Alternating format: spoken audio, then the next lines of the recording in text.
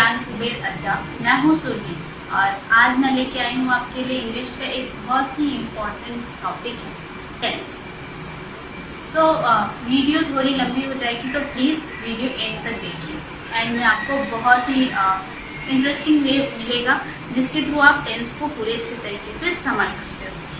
Okay, so let's start our chapter. Tense, tense का मतलब क्या होता है? सबसे पहली बात ये तो हमने बहुत बार पढ़ा है टेंस मतलब काल, ठीक है। और काल का मतलब आप क्या समझते हो? काल का मतलब होता है टाइम, यानी कि ये टाइम नहीं कि 8 बजे 9 बजे, ये मत समझना। टाइम का मतलब होता है कि वो काल या तो जो अभी चल रहा है या फिर बीत गया या फिर आने वाला है। तो वैसे टाइम को हम वैसे टाइम के जो सेंटेंसेस होते हैं वो कहाँ पे बनाते हैं? हम टेंस के थ्रू बनाते हैं। लेकिन क्या सिर्फ वैसे सेंटेंसेस? नहीं, उस टाइम में किस टाइप के एक्शन हुए हैं उस टाइम में। जैसे मैंने कल कुछ किया तो किस टाइप का एक्शन मैंने कौन से टाइम में किया, ये सबसे ज्यादा इम्पोर्टेंट होता है टेंस में हमारा जानना। और ऐसे ही सेंटेंस को हम टेंस के थ्रू क्या कर सकते हैं? बोल सकते हैं या फिर बना सकते हैं। तो सबसे पहले हम जानेंगे ये एक्शन का मतलब। Most of the person action का मतलब जानते होंगे। एक्शन मतलब होता है, एक्शन वर्ड हम वर्ब को कहते हैं, यानी कि जो भी काम हमने किया वो क्या होता है? वो एक्शन होता है। जैसे कि मैंने कल खाना खाया, मैंने बोला मैंने कल खाया। अब यहाँ पे एक्शन क्या हुआ? एक्शन हुआ खाना खाने का। क्या हुआ? एक्शन हुआ खाना खाने का। और ये कौन से टाइम पे हुआ था? कल हुआ था। इस सेंटेंस से हमें इजीली पता चल रहा है कि ये जो काम हुआ, ये जो एक्शन हुआ, ये कब हुआ था? पास्ट में हुआ था। वैसे ही मैंने बोला कि मैं खाना खा रही हूँ, मैं खाना खा रही हूँ। यहाँ पे भी एक्शन हो रहा है खाना खाने का, लेकिन वो कौन से टाइम पे हो रहा है? अभी के टाइम पे हो रहा है, यानी कि ये प्रेजेंट के टाइम पे हो रहा है। और मैं खाना खाऊंगी, यहाँ पे भी एक एक्शन हो रहा है खाना खाने का, और वो कब होगा? वो फ्यूचर में होगा। तो ऐसे कुछ सेंटेंसेस है। पहले तो हम टेंस चार्ट एक बार देखें कि टेंस, तो मैंने आपको पहले ही बता दिया जो टाइम है वो 3 हो गए हमारे। प्रेजेंट जो अभी चल रहा है, पास्ट जो कि बीत गया, और फ्यूचर जो आने वाला है, ठीक है।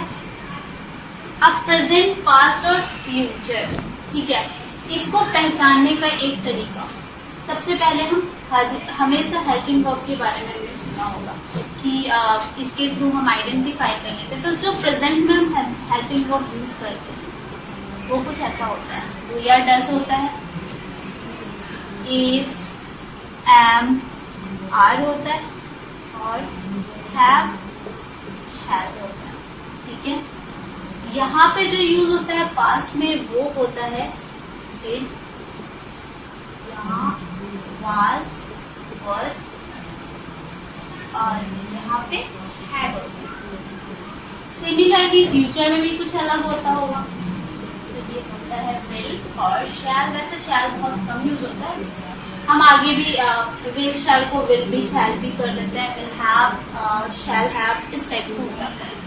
तो ये जो हेल्पिंग वर्ब आते हैं तो हम इन हेल्पिंग वर्ब के आते ही समझ जाएंगे कि वो काम, वो जो टेंस है वो प्रेजेंट के का है या पास्ट का है और या फिर फ्यूचर का है। वैसे तो आगे इनके रूल्स भी हैं, बट इन शॉर्ट मैंने आपको बता दिया कि अगर आइडेंटिफाई करना हुआ आपको तो आप मतलब कैसे इजीली आइडेंटिफाई कर सकते हो। तो ये सारे हेल्पिंग वर्ब्स आपको पता होने चाहिए। ये प्रेजेंट में होता है, ये पास्ट में होता है। हेल्पिंग वर्ब तो हम जान चुके हैं, लेकिन हम कब, कहाँ पे, कैसे रूल यूज करते हैं, कौन सा हेल्पिंग वर्ब लगाते हैं, अभी ये जानना चाहते हैं। तो हमने इन तीनों को कुछ कैटेगरी में डिवाइड कर दिया है। वो कैटेगरी जो है वो टोटल कितने होते हैं? 4 कैटेगरी होते हैं।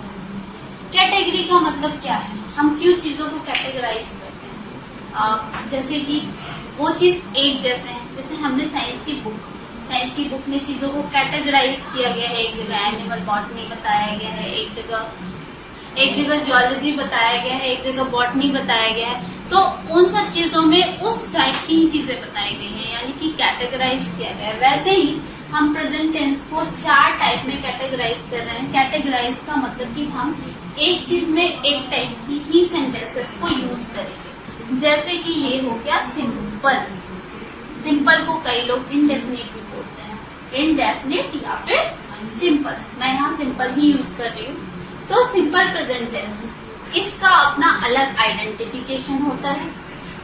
फिर हमारे पास आता है कंटिन्यूअस। सिमिलरली पास्ट में भी यही 4 टाइप होते हैं, ऐसे ही कैटेगराइज किया गया, और फ्यूचर को भी ऐसे ही कैटेगराइज किया गया।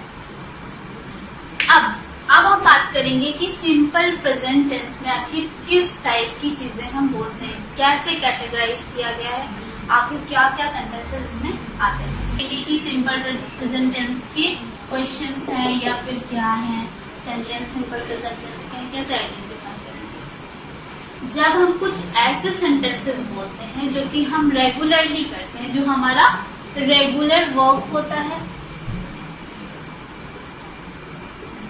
हमारी हैबिट होती है, या फिर यूनिवर्सल ट्रूथ होता है,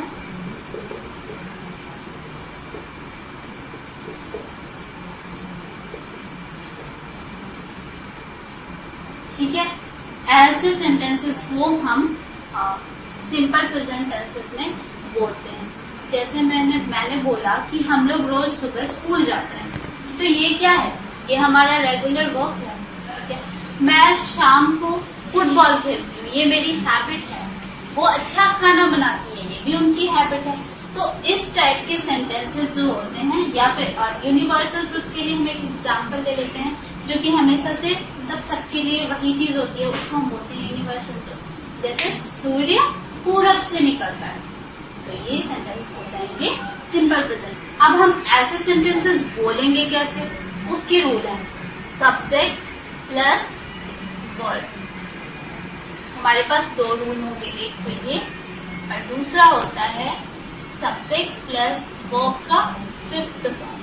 वर्ब का 5th फॉर्म हम किसे बोलते हैं, जब हम वर्ब में s या es ऐड करते हैं तो उसे हम क्या कहते हैं, वर्ब का 5th फॉर्म। जैसे गो का 3 फॉर्म, गो, वेंट, गॉन, गोइंग और गोज, ठीक है। तो ये हमारा फर्स्ट मेन, ये सेकंड, ये थर्ड, ये फोर्थ और ये 5th फॉर्म होता है, ठीक है। तो हम यहाँ पे 5th फॉर्म है इसको लेंगे। अब ये 2 अलग अलग, आपके दिमाग में जरूर ये सवाल आ रहा होगा कि मैंने 2 अलग अलग रूल क्यों लिखवाए।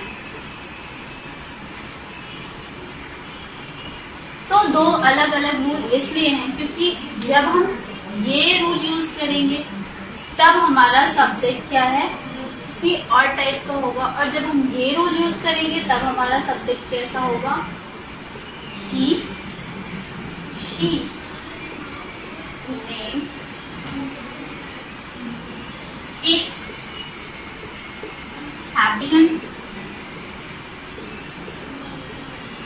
ठीक है।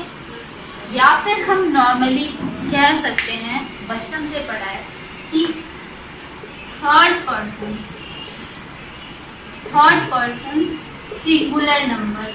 थर्ड पर्सन सिंगुलर नंबर जब भी होता है सब्जेक्ट का, तो हम ये वाला रूल यूज करेंगे। और जब नॉर्मली इसको छोड़ के एक्सेप्ट दीज, या फिर first second third, first second, या फिर कोई सा भी प्लूरल थर्ड का वो होगा, तो हम ये वाला रूल यूज करेंगे। फॉर एग्जाम्पल मैंने बोला, तो जब भी फर्स्ट पर्सन होता है, सेकंड पर्सन होता है या प्लूरल होता है, तो हम ये पहला रूल यूज करेंगे। जैसे मैंने बोला कि आप,